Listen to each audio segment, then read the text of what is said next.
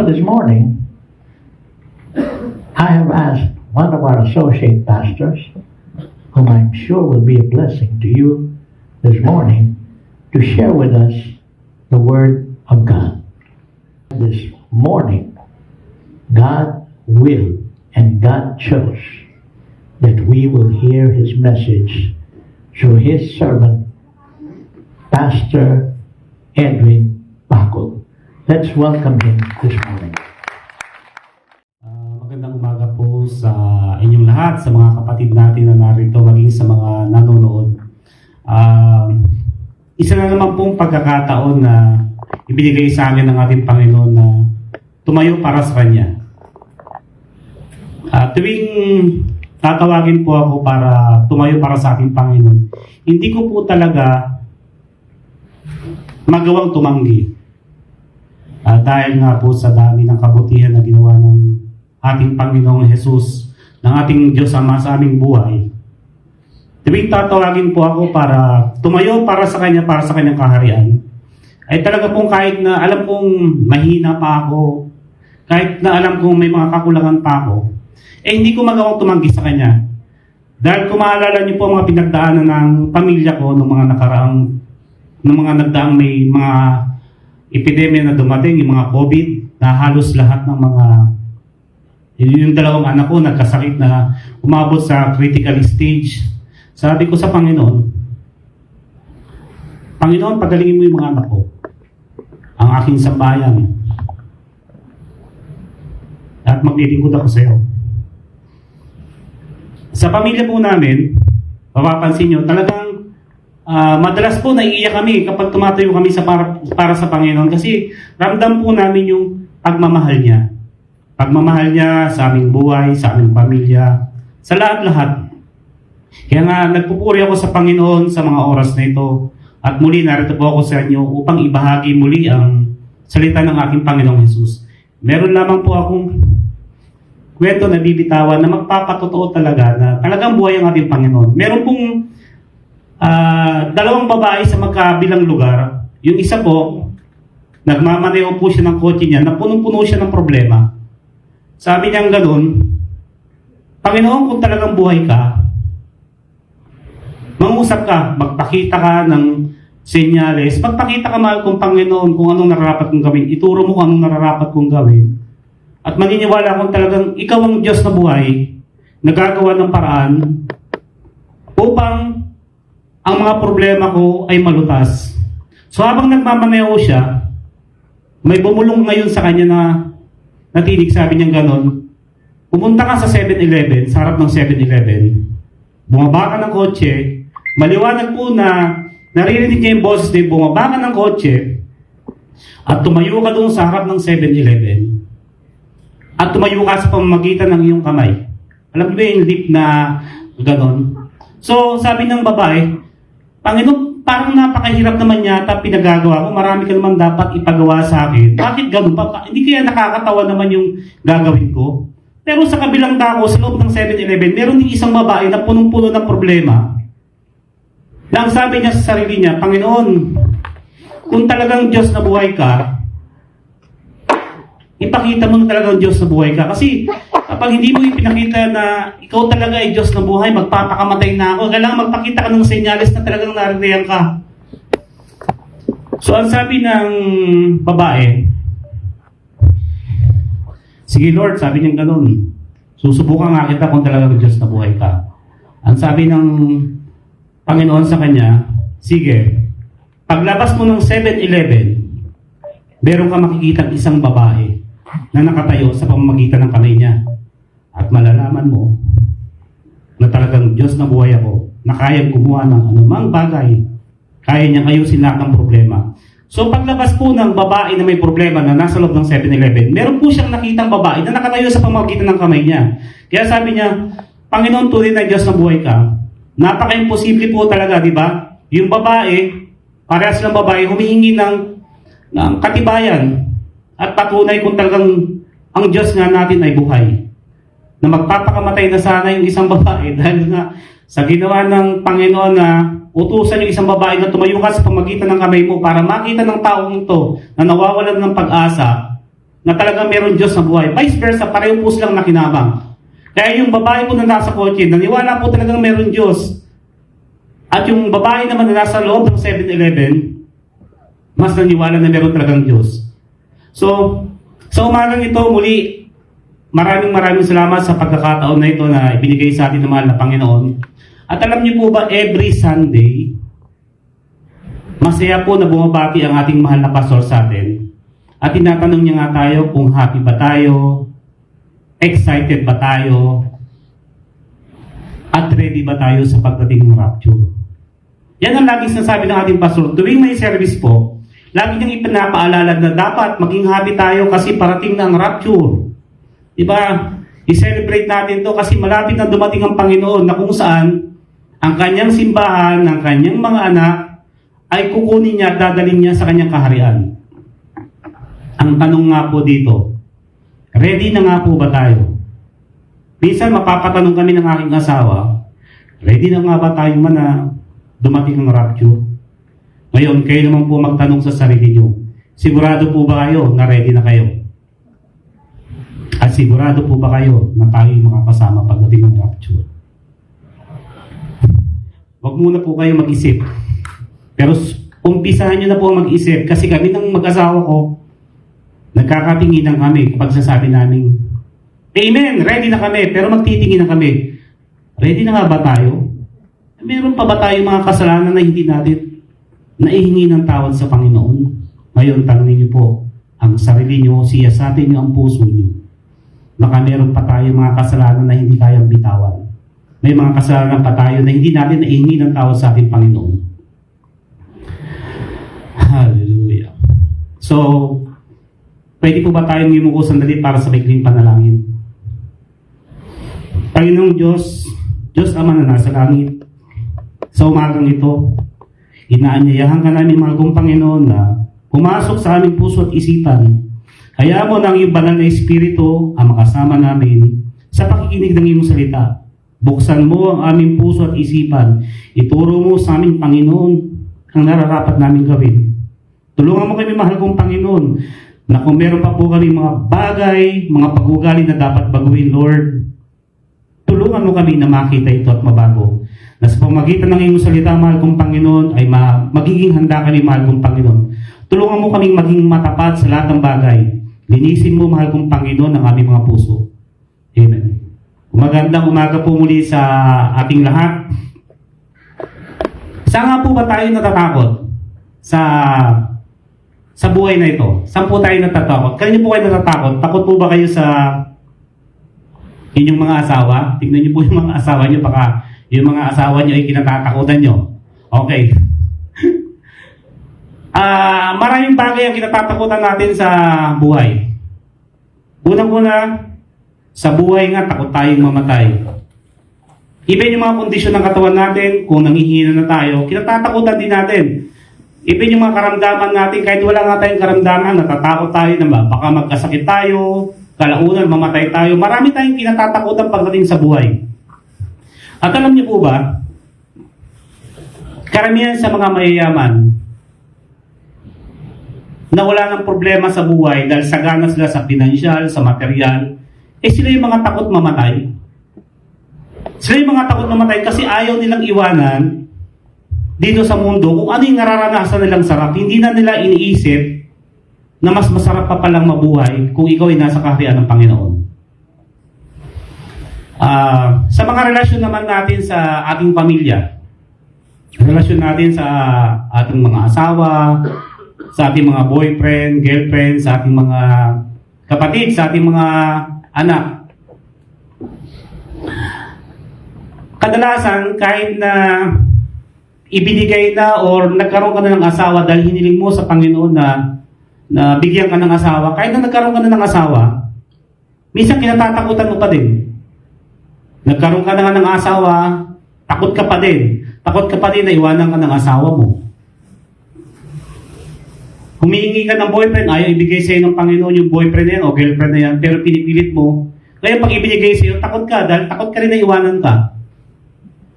Kasi may mga bagay tayo na hinihiling sa Panginoon na hindi naman dapat ibigay o hindi niya kaloob o hindi niya handog. Kaya maganda na kapag humiling tayo sa Panginoon, siguraduhin natin na ito ay galing sa Kanya. Sa mga babae kasi, kadalasan, lalo na yung mga nagkakaedad na at sinasabi natin na baka tatandang dalaga o malilipasan ng panahon, pinipilit nila yung gusto nila. Kaya bandang uli, pag pinilit nila yung gusto nila, yung nakasama nila sa buhay, yung naging asawa nila, hindi nagiging mabuti ang pagsasama nila. At kadalasan yung mga lalaki naman na nakakita lang ng maganda, sexy, ito na yung bigay ng Panginoon, ano? Kahit na sabihin ng Panginoon, hindi yan ang gusto kong ibigay sa'yo, yung babae niyan, sa paningin mo lang maganda yan. Kasi nga, punong-puno ng concealer yan, ng makeup yan. So, pag pinilit natin sa Panginoon, yung mga bagay na yon at hindi handog ng Panginoon, kaya sabi ko nga, siguro handog ng Diyos eh. Kasi lahat naman nasa sa'yo. So, awa ng Panginoon sa haba ng pagsasama namin for more than 30 years na. Matatag pa rin ang aming pagsasama. Dumaan man kami sa mga pagsubok. Okay pa rin kasi nga, naniniwala ako na ito ay handog ng Panginoon sa akin. Sa mga boyfriend naman, makakita lang na, mga babae naman, makakita lang na medyo macho. Ito na yung gusto ng Panginoon sa akin, ito na yung gusto ko. So, kahit na nga hindi kalooban ng Panginoon, ipipilit natin. At alam niyo po ba, even yung mga anak natin, ay kinatatakutan natin kung ano mangyari sa kinabukasan nila. Kinatatakutan natin na baka pag nawala tayo, yung mga anak natin ay maligaw ng landas. So sa dami ng kinatatakutan natin sa buhay, so hindi natin magawang makapag-focus sa ating Panginoon. Isa pa sa mga kinatatakutan natin yung mga financial obligation natin. Yung mga babayarin natin sa bahay tulad ng mga kuryente, tubig, yung iba mga bills natin, even yung mga credit card na dumarating.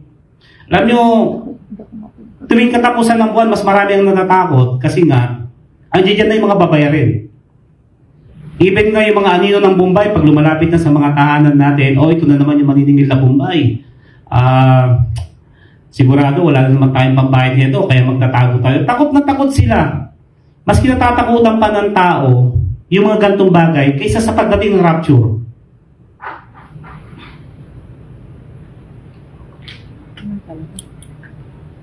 Sa negosyo naman po,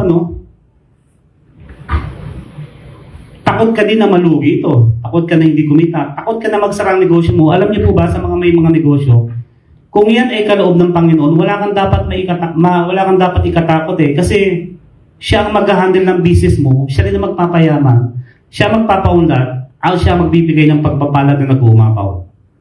Even yung may mga trabaho din, may trabaho ka na, takot ka pa mawalan ng trabaho, takot ka na baka ma-terminate ka, takot ka na malapit na mag-end of contract, mas nakakatakot na baka magutom ang pamilya ko pag nawalan ako ng trabaho. Sa maniwala kahit sa hindi, marami naman sa mga kapatid natin na makakapagpatunay na kahit na hindi sapat ang mga pera nila sa buhay, sa pamilya nila, nakakaraos pa din sila. Kasi nga, pinuprovide ni Lord kung ano yung kailangan mo. Madalas nga sa sobrang takot ay nakakagawa tayo ng mga maling desisyon.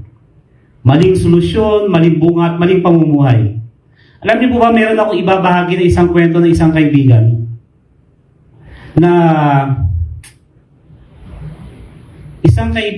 na masasabi ko na naging matagumpay sa negosyo. Sa murang edad niya na less than 40, masasabi ko, wow, very successful na tong tao na to. Kumbaga, nitingala na rin siya ng mga tao, ng mga matataas na tao. Ang negosyo niya talagang, sabi ko, wow, ang laki ng negosyo niya ito, no? Tapos marami siyang property. Pero dumating po ang isang gabi, nung natulog ako, nanaginip po ako, napanaginipan ko yung tao na to, itong kaibigan ko na to. Alam niyo po ba ang napanaginipan ko? Umiiyak daw siya, tapos nakita ko rin yung mga tauhan niya sa paligid, nag-iiyakan at malungkot, para bang unti-unting nawala. So nabahala po ako nung gumising ako, at lumipas ang ilang oras nga, tinawagan ko siya at kinamusta ko siya. Sabi ko, Brad, kamusta ka ba? Okay ka lang ba? Sabi niya, okay naman ako. Sabi niya ganun. Sabi niya, bakit ka napatawag? Sabi niya sa akin. Sabi ko, wala lang. Kasi, sabi ko lang, namimiss lang kita eh. Gusto ko lang makipag-usap sa'yo. Sabi niya, Brad, pare, sa totoo lang, timing na timing ang tawag mo sa akin. At even yung mga tauhan niya, nagkaroon na rin problema eh. Yung iba, so gulong-gulo yung isip niya sa kabila ng meron siyang kayamanan before, sa kabila ng very successful siya, sa loob-loob ko, ang tao pala kahit na matagumpay na or very successful na, pwede pa rin dumaan sa matinding pagsubok. So anong nangyari po niyan? Sabi niya ganun sa akin, hindi ko na alam ang gagawin ko. Sabi niya ganun. Alam mo ba, sabi niya, Brad, ganun, totoo pala yung sinasabing depression na kapag takot ka, ang dami mong naiisip. Yung bang punong-puno na yung isip mo ng takot, sabi niya, merong ang pagkakataon, sabi niya na nanonood lang ako ng TV, tapos bigla na lang akong maiiyak. Tapos iisipin ko yung mga bagay na nakakatakot, tapos gugustuhin ko na magpakamatay. Sabi ko, grabe. Sabi ko, sa awa ng Panginoon, hindi ko pa naman naranasan yung ganung madedepress ka, tapos ang pinaka-source mo na lang na gagawin mo is yung magpakamatay para matapos ang problema mo. Minsan nga daw, kumakain daw siya, tapos bigla na lang siya maiiyak. Sasabihin niya, paano na kayong kinabukasan ng anak ko? Ano kaya ang magiging future nila? Paano kaya itong mga property ko? Ang dami niyang kinatatakutan sa buhay. At dahil sa sobrang takot niya, nakalimutan niya na meron pala tayong Diyos. Kaya sabi ko sa kanya, Brad, pwede bang manalangin sa kanila? Inilapit ko sila sa Panginoon. Talagang, nung nagpipray po kami, dahil wala na po silang ibang matakbuhan, halos tiklop tuhod po sila na nakikiusap sa Panginoon, na nagmamakaawa, humihingi ng tulong. So pagkatapos po ng prayer namin, after ilang days, tumawag po ang kanyang may bahay. At sabi niya gano'n, pare, napatawag ako para sabihin sa'yo na maraming salamat dahil muli binuksan mo ang aming puso sa Panginoon. Nakalimot kami sa kabila ng success na natatanggap namin, nakukuha namin, nakalimot kami. Kumbaga, sa sobrang pagtaas namin, nakalimutan namin isama ang Panginoon. Nakalimutan namin isama ang Panginoon. Kaya ito, nagkaroon kami ng problema, hindi namin alam kung sino ang lalapitan namin, samantalang naririyan lang pala siya. So sabi niya, maraming salamat. At muli binuksan mo ang aming puso at isipan. At muli naramdaman namin na meron palang Diyos na buhay na lagi nating kasama. After ilang days na naman po, tumawag naman yung lalaki, yung kumpare ko, sabi niya, pare, sabi niya gano'n, o bakit? Alam mo, ang galing talaga ng prayer. Sabi niya gano'n. Sabi niya, halos maiyak siya, ang galing talaga ng prayer. Sabi, isipin mo yung kailangan ko na pondo, malaking pondo, para doon sa negosyo na to dahil ang laki na ng mga penalty ko, malulubog na ako sa utang. Yung malaking kailangan ko na halaga, may mga nag-offer sa kanya ng kaibigan para ibigay sa kanya, ipahiram sa kanya, para yung mga pangailangan niya, may bayad niya ron sa kailangan niyang bayaran. So praise God, makikita mo talaga yung pagkilos ng ating Panginoon. Talagang napakabuti ng Panginoon.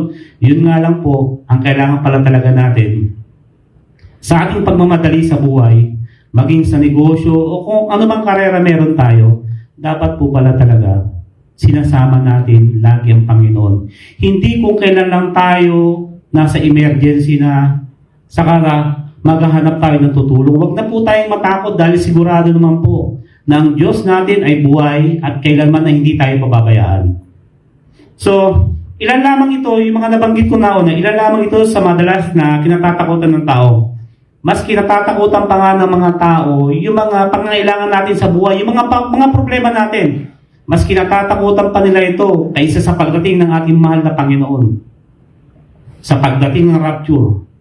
Alam niyo po ba, na tuwing magtatanong nga si pastor talaga kung ready na ba tayo, happy ba tayo, alam niyo po ba, minsan, tanungin natin ang ating sarili, gaano ba tayo kasigurado na pagdating nga po ng rapture ay makakasama tayo at hindi tayo maiiwan? Tandaan nyo, baka meron pa po kasi tayo mga kasalanan na hindi natin kayang bitawan, mga tao na hindi natin kayang patawarin. So mas maganda po siguro talaga na na saliksikin natin ang ating mga puso bago tayo maging happy at excited. Baka po kasi pagdating ng rapture na yan, magulat ka, rapture na, nakatayo ka pa rin dito. At yung mga kapatid natin na sumusunod sa Panginoon, ay biglang mawawala. At sasabihin mo, nag-rapture na pala. Bakit nandito pa ako ngayon? Habang binigyan pa tayo ng Panginoon, dahil lagi naman sinasabi ng mga pastor natin, kahit saan sa mga simbahan, na malapit nang dumating ang rapture. Dapat maging handa tayo. Ano nga po ba mga dapat natin paghandaan? Unang-una, ihanda natin ang ating sarili, ihanda natin ang ating puso. Ang unang tanong na may bibigay ko nga pala, kasama nga ba tayong kukunin ng ating Panginoon pagdating ng rapture? Ano nga bang mas nakakatakot? Ang mga problemang hinaharap natin, ang mga pangailangan natin, o ang mga alalahanin natin? O ang maiwan tayo pagdating ng rapture dahil sa mga kasalanan na hindi natin naihingi ng tawad, kasalanan na hindi natin may suko, kasalanan na hindi natin malinis sa ating mga puso. Alam niyo ba ang bitterness o unforgiveness ay isang kasalanan? Ang bitterness at unforgiveness ay madalas hindi natin napapansin. At kung napapansin naman natin ay binabaliwala natin. Dahil ayaw natin magpatawad at hindi natin gusto magpatawad. Minsan, ang simple o maliit na pagtatampo, maliit na pagkainis, maliit na selos, maliit na pagdududa, at maliit na pag-iinarte. Kapag yan ay binigyan natin ng maling atensyon at pinatagal natin sa puso natin, ay siguradong pagmumulat ito ng galit. Galit na makakasira sa ating isipan. Galit na nakakasira sa ating buhay. Galit na nakakasira ng ibang buhay. Galit na naipapasa sa ating pamilya. Halimbawa po, sa mag-asawa. Halimbawa po sa mag-asawa. Nag-away po yung mag-asawa at dahil yung babae, masama ang loob sa kanyang asawa at galit na galit. Sabi niya sa anak niya, paglaki mo, wag mong gagayahin yung tatay mo na yan kasi yung tatay mo na yan, ganto, ganyan, ganyan. Alam niyo po ba, yung galit ng nanay na ipasa sa anak. Kaya yung anak naman, tatandaan niya, ang tatay ko ay ganito, tatay ko ay ganyan, tatay ko ay masama. So isipin niyo po, yung galit na yan, kapag hindi natin inawat, kapag hindi natin tinanggal sa ating puso, lumalaki yan, nagkakaugat yan.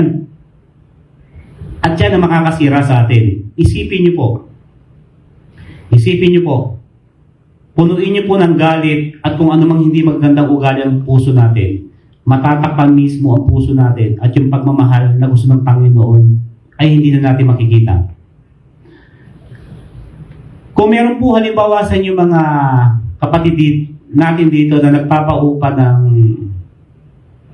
mga bahay, unit, apartment, o anumang space, gugustuhin niyo po ba na ang mangungupahan sa inyong tahanan, sa inyong unit, sa inyong space, ay yung mga taong masamang loob? Mga taong salbahe, mga taong hindi gumagawa ng mabuti? Palagay ko, hindi nyo na naisip. Ganun din po yan. Huwag nyo pong hayaan yung mga masamang ugali natin na dapat baguhin ng Panginoon na magkaroon ng space sa puso natin, sa isip natin. Dapat po, habang maaga, isa-isa po natin silang pinapalayas at huwag po natin sila hayaang magtagal sa ating puso upang hindi po tayo magkasala sa ating Panginoon. Madali nga ba magpatawad? Sa maraming tao ay totoong mahirap naman talaga. Maski tanungin niyo ang sarili niyo, maski sa parte ko, siguro hindi ganun kadali. Kasi nga mahirap kalimutan at patawarin ng mga taong nanakit sa atin, nanloko, nagtraidor, na mahiya sa atin, nandaya, nag-reject, nagsamantala sa atin. Kaya kapag galit tayo, ay gusto natin gumante. Hindi natin sila kayang patawarin. Isa sa mga kasalanan na napakahirap makita, mahanap o iniwasang pag-usapan, at ayaw mabitawan, ay ang kasalanan na ng hindi pagpapatawad sa mga tao na nakasakit sa atin, nanloko, nagsamantala. Ang hindi pagpapatawad sa ating kapwa, lalo na sa mga nagkasala, nagpahirap sa atin, nanloko. nakasakit sa ating damdamin, ay hindi rin patatawarin at tatanggapin ng ating Diyos na nasa langit. Ano nga ba mga dapat gawin o proseso ng pagpapatawad? Kailangan po ba pag nagpatawad tayo, kailangan makita natin yung mga tao na naghihirap na sa buhay, na nagkakasakit na, lumuluhod na, umiyak na, patawarin mo po ako, patawarin mo po ako. Halos gumagapang na sa hirap, ayaw mo pang patawarin. Yan po ba ang magandang pagpapatawad? Mas maganda po siguro kung magpapatawad tayo ng ating kapwa. Huwag na po natin patagalin para hindi din po nila maranasan yung hirap. Sapat na po kasi yung tayo ang nasa tama at kung sila man po ay nakagawa ng pagkakamali sa ating buhay, mas maganda po siguro na kaysa magtanim tayo ng galit sa kanila, ipanalangin po natin sila na mabago sila ng ating Panginoon. Na makita ng taong ito ang maling ginagawa niya at baguhin siya ng ating Panginoon. Huwag na po natin hayaan pa o hintayin pa na makita natin ang tao na to na mamatay na, magka-COVID na. Alam niyo po ba, madali sabihin na pinatawad ko na yung tao na to eh. At ang sasabihin natin, Panginoon, pinatawad ko na po itong tao na to, bahala ka na sa kanya. Diba? Yung merong salita na parang magsasabi ka sa Panginoon pag-uutos na, Panginoon, pinatawad ko na siya, pero ikaw nang bahala sa kanya. Baka naman po pwedeng kalabitin mo ng konti o iganti mo man lang ako. Diba? So, sasabihin pa nga natin minsan, napatawad ko na yun eh, pero sana magkasakit siya.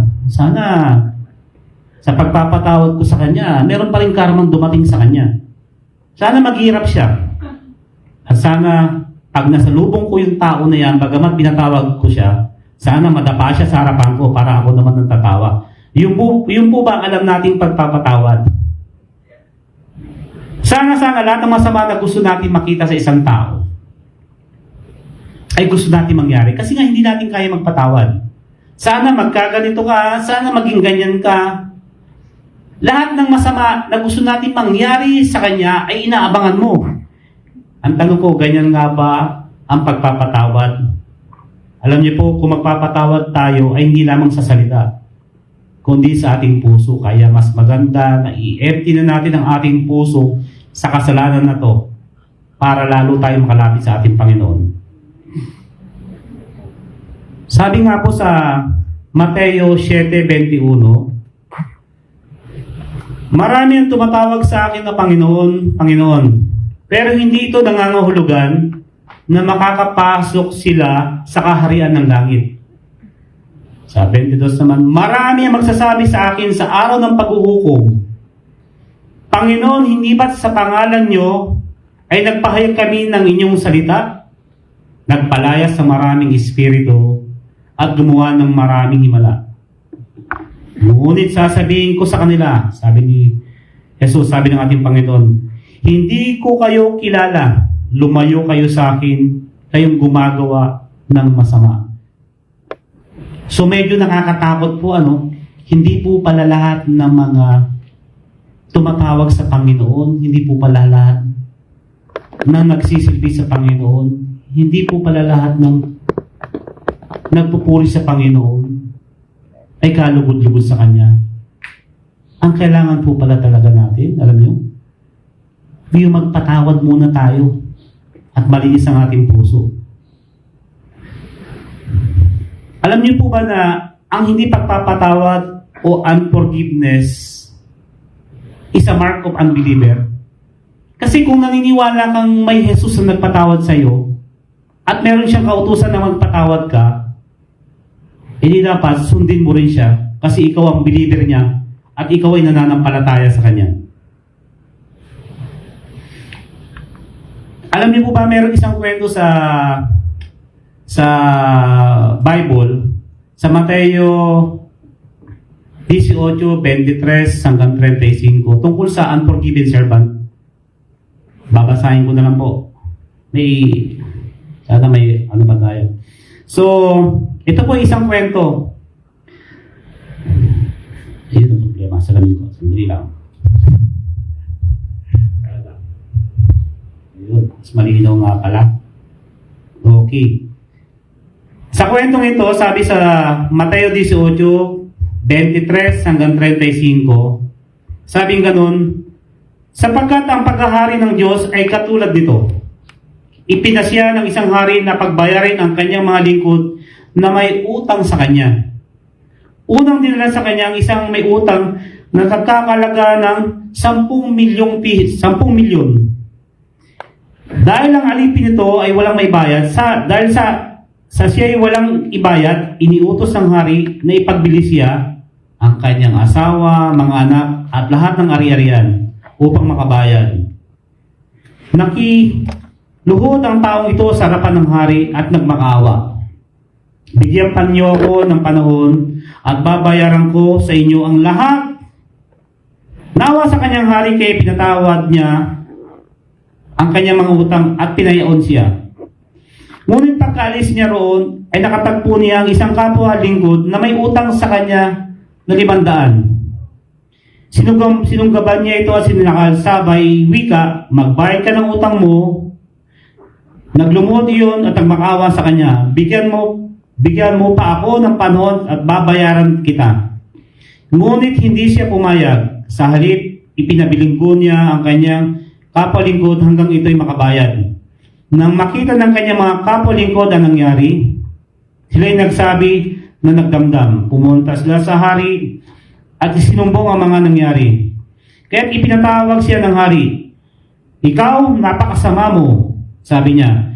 Pinatawag kita sa utang mo sapagkat nagmakaawa ka sa akin. Nahabag ako sa iyo, hindi ba dapat ka ring mahabag sa kapwa mo? At sa galit ng hari ay ipinabilanggo hanggang sa mabayaran niya ang kanyang utang. Gayon din ang gagawin sa inyo ng aking amang nasa langit kung hindi ninyo patatawarin ang inyong kapatid. Ang tanong ko po sa mga tao na nakagawa po ng kasalanan sa atin o nanakit sa atin, mabibilang niyo po ba kung ilang beses niya tayong ginawa ng masama? Kasi po ang sabi dito, sa Mateo 18:21, lumapit si Pedro kay Jesus at nagtanong, Panginoon, ilang beses ko po bang patatawarin ang kapatid na lagi nagkakasala sa akin? 7 beses po ba? Sa Mateo 18:22, sumagot si Jesus, hindi lang 7 beses, kundi 77 beses. So, muli tanungin natin ang sarili natin, kung meron tayong kinamumuhian na tao, at nakagawa sa atin ng pagkakamali at hindi natin kayang patawarin, ilang beses po ba na nagkasala ang taong ito sa atin at hindi natin kayang patawarin? Ang isa pang tanong, ilang beses po ba tayo nagkasala sa ating Panginoon? Ilang beses tayo nagsinungaling, gumawa ng masama, at hindi natin kaya magpatawad sa ating kapwa? Meron po mga epekto sa Kristiyano pag hindi ka nagpatawad. Una, it will separate you from God. Maghihiwalay ito sa iyo sa Diyos. Hindi ka makakalapit sa Kanya kasi punong-puno ka ng galit. Pangalawa, Holy Spirit will depart from you. Lalayo sa iyo ang banal na Espiritu at ang magiging katabi mo yung bumubulong na kalaban. Pangatlo, unforgiveness will open door for sickness to attack you. Magkakasakit ka at ikaw mahihirapan. Alam niyo po ba, kakaisip natin na magalit, magkakaroon tayo ng sakit sa puso at kalaunan pakikamatay pa natin. Kaya mas maganda na huwag na tayong magalit. I-release na po natin kung ano pa yung mga tampo, inis at galit natin. Pang-apat, unforgiveness will hinder your progress and blessing. Magiging hadlang at pipigilan nito ang paglago at parating na pagpapala ng Panginoon. Number 5, you will live an happy life. Mabubuhay ka ng hindi masaya. Lagi ka nakasimangot, lagi nakabunot ang noo mo, lagi ka nakasigaw, at lahat ng mga tao sa paligid mo hindi rin magiging masaya. At ang pinaka-importante sa pang-anim, if you die without repenting of the sin of unforgiveness, you will end up in hell. Kapag hindi ka nakapagsisi sa kasalanang hindi pagpapatawad, ito ay sigurado, sa impyerno ang punta mo. Hindi lahat ng tumatawag sa ating Diyos Ama, Panginoon ay makakapasok sa kaharian ng Diyos. Ang sumusunod lang sa kautusan at kalooban niya. Nakapangihinayang nga, dahil sa tagal nating naghihintay, hintay tayo ng hihintay sa pagdating ng rapture, baka hindi pala tayo kasama doon sa kukunin ng ating Panginoong Hesus. Kaya bago natin sabihin sa sarili natin na kabilang tayo na kasama tayo sa pagdating ng rapture, magandang siyasatin muna natin ang ating sarili. Humingi tayo ng tulong sa banal na Espiritu para makita natin ang mga pagkakamali pang nagagawa natin. Sabi nga po sa Efesyo 4:31, alisin nyo ang anumang sama ng loob, galit, pag-aaway, pambubulyaw, paninira sa kapwa. Alam niyo po ba? Uso nga di pa po ang salitang marites. Wala tayong ginawa kundi manira ng manira ng manira. Even yung pati ng lahat ng uri ng masamang hangarin. Sabi nga sa halip ay maging mabait kayo at maawain sa isa't isa. Magpatawad kayo sa isa't isa gaya ng pagpapatawad ng Diyos sa inyo dahil kay Kristo. Meron pa po ako sa isang babahagi na kwento, may lamang po ito. Meron po ako isang kaibigan, dating kaibigan, grupo po kami ng mga negosyante. Siya po ay napawalay sa amin kasi meron po siyang ginagawang mga bagay na hindi mabuti. So sa grupo namin po, siya ay napahiwalay. Dahil napahiwalay po siya, andiyan po yun, nainis siya, nagtampo siya. So nagkaroon ng galit sa kanyang puso. So dahil nga po, dati namin siyang kaibigan, inimbitahan po namin siya umuli sa isang meeting na kung saan pag-uusapan namin ng negosyo na to. Itong pong kwentong ito ay hindi ko kailanman na ibahagi sa aking mga kapatid, sa aking magulang. Ang pinagsabihan ko lamang po nito ng problemang ito na hinarap ko nung time na yon ay walang iba kundi si Pastor Boji. Ang nangyari po kasi ganito. Way back 2020 yata po yun, inimbitahan po namin tong tao na to para makausap namin, para maayos kung ano man yung dinaramdam niyang sama ng loob na inipon-ipon niya. So, yung taong po ito, katabi ko siya sa lamesa. At yung katapat niya po, maya-maya, nakaalitan niya po. Nagkasagutan sila. So, sa loob-loob ko, hindi na maganda to. So, ang ginawa ko po, kinalma ko po siya. Sabi ko, tigilan natin yan kasi hindi mabuti yan. Mas magandang magkapatawaran na lang. Total, easy lang naman yung takbo natin. Mapaunlad yung negosyo natin. So, ang akala ko po, okay na, nakausap po siya. Kumalma naman po siya. Sabi ko, praise God, kumalma po siya. Maya-maya naman po, may bumulong na naman sa kanya. Siguro nga po dahil sa galit niya, inis niya, may bumulong na naman sa kanya. Ako naman po ang pinagbalingan niya. Sabi ko sa loob-loob ko, Lord, hindi na maganda to. So ang ginawa ko po, para po hindi makipagtalo, kasi ayaw ko na po makipagtalo pag ganun. Nagpaalam po ako sa kanilang lahat. Sabi ko, mga brad, mga kaibigan, mauna na po akong umuwi. Kasi meron pa po akong aasikasuhin. Alam niyo po ba itong tao na to, pag tayo ko, lumakad ako which is siguro 5 to 6 meters, pa-exit ako sa restaurant. Hindi ko akalain, alam niyo po ang ginawa niya. 5 to 6 meters which is nandito lang. Bumunot po siya ng baril na 45, caliber 45. Nasyak ako, napakabilis po ng pangyayari. Pagkabunot niya po ng baril, kinasa niya po at ipinutok sa akin. Siguro po, kung wala doon ang Panginoon, palagay ko wala na rin pong nakatayo dito. Halos nung sinukat po namin yung kinatatayuan ko magmula doon sa tinamaan ng baril, halos 5 inches lang po. Ganun po kalapit.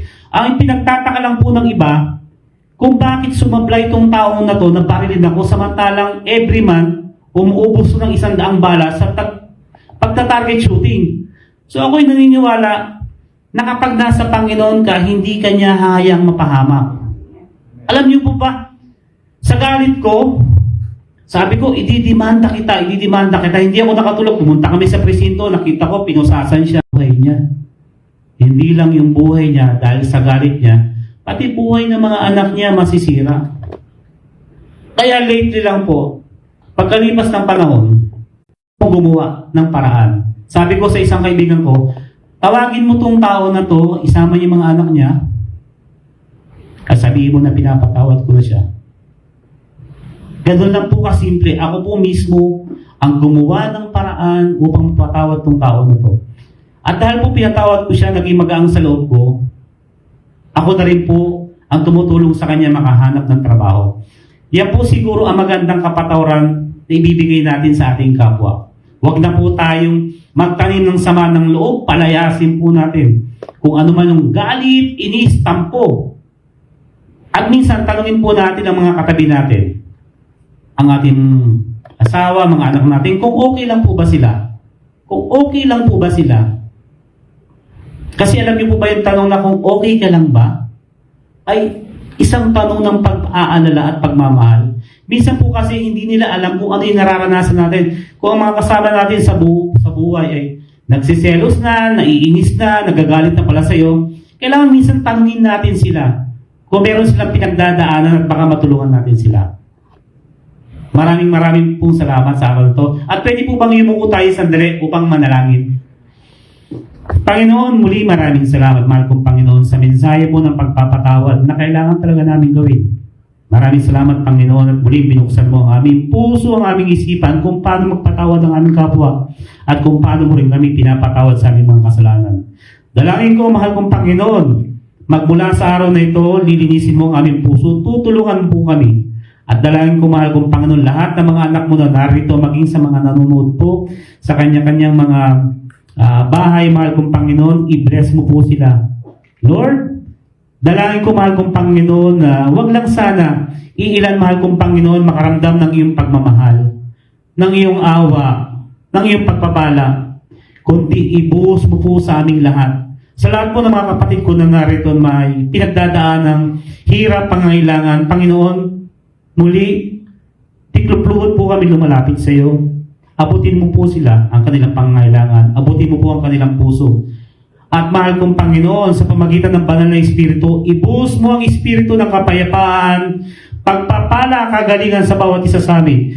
Purihin ka sa pangalan ni Jesus. Maraming salamat po sa inyong lahat. Narinig yung lahat, yung katanungan ni Pastor Edwin. 2 beses niya sinabi, ang simula at sa katapusan ng kanyang mensahe, are you ready for the rapture?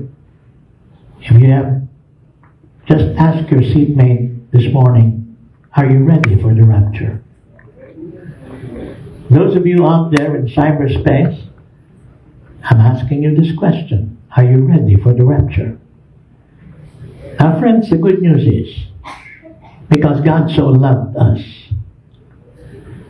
all we need to be sure of is on the day of the rapture, we have received the free gift of salvation from God through our Lord Jesus Christ.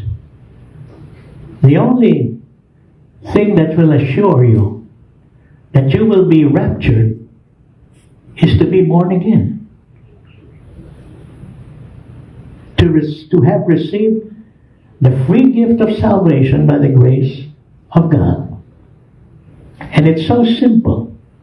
In Romans chapter 10, verses 9 and 10, we read that to receive the free gift of salvation of sincerely, coming from your heart, and say it aloud. Because the Bible tells us that if we do this, we will be saved. And if we are saved, that means on the day of the rapture, we will not be left behind. If we are saved, the day of the rapture, we will be saved.